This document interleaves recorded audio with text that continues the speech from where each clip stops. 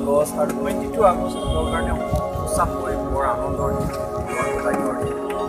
আজিৰ এই দিনটোতে ঈশ্বৰ চিনেমাখনত মই আটাইতকৈ আমাৰ থিয়েটাৰ জগতৰ বলিষ্ঠ অভিনেতা মাননীয় চম্পক শৰ্মাৰ তেখেতৰ লগত অভিনয় কৰাৰ এটা সুযোগ পাইছোঁ।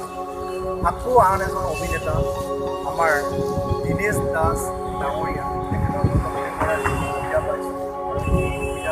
আমাৰ এই ঈশ্বৰ চিনেমাখনৰ ডাইৰেক্টৰ ৰুবুল দাসে দিয়াৰ কাৰণে মই তেখেতক বহুত ধন্যবাদ দিছোঁ।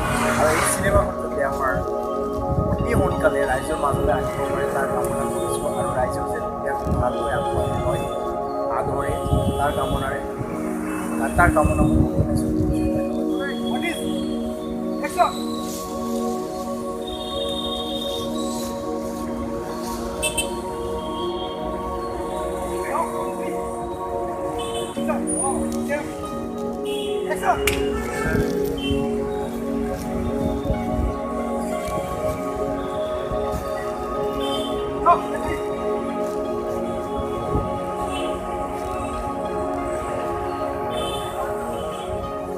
আজি মৰিচৰ চিনেমাখনৰ দ্বিতীয় দিনৰ শ্বুটিঙৰ কাম শেষ কৰিলোঁ।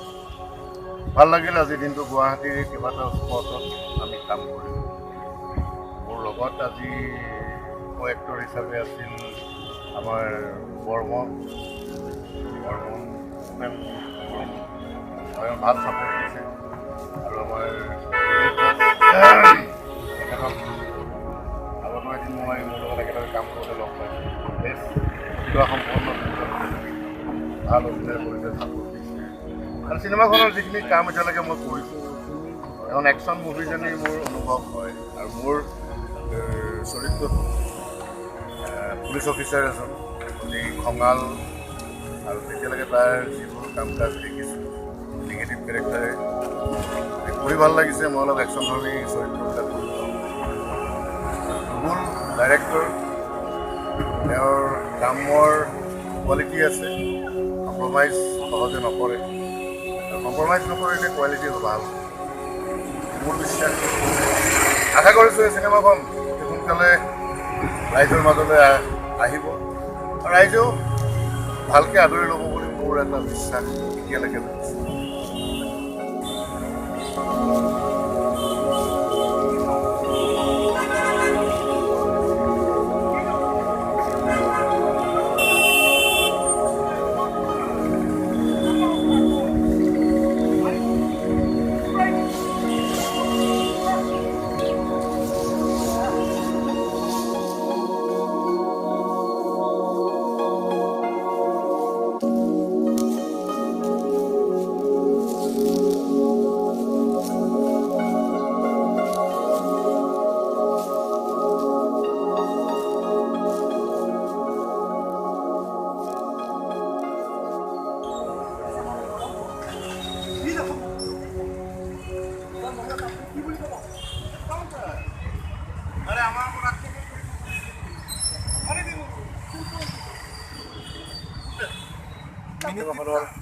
দিনজোৰা কাৰ্যসূচীৰে আমি শ্বুটিং কৰিলোঁ।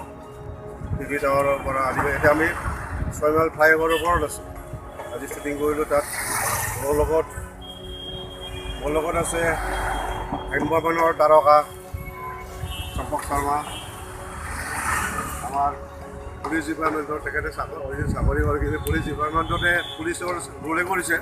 উপেন বৰ্মন ডাঙৰীয়া ভাল আমাৰ লগত কোপাৰেট কৰিছে, বহুত ভাল লাগিছে। ভাবিছোঁ এখন পূৰা একশ্যন চিনেমা হ'ব। ৰুবুল দাসৰ যিটো ডিৰেকশ্যন দিছে আমি সকলোৱে মন পুতি কাম কৰিছোঁ, ভাল লাগিব। সদৌ অসমবাসীক মনযোৰে প্ৰাৰ্থনা কৰিছোঁ যাতে চিনেমাখন আগুৱাই লয় আৰু চিনেমাখন বহুত ভাল হ'ব।